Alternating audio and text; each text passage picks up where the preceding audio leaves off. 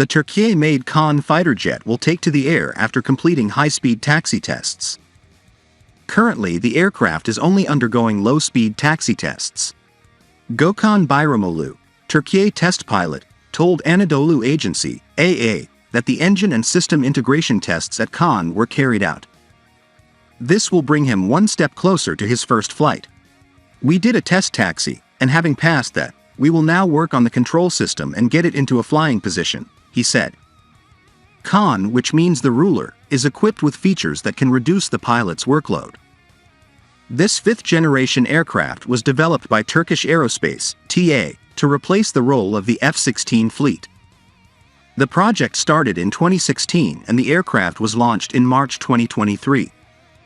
The 21 meters long aircraft is designed to reach a maximum speed of Mach 1.8 thanks to its twin engines, which can each produce 29,000 pounds, 13,000 kilograms, of thrust.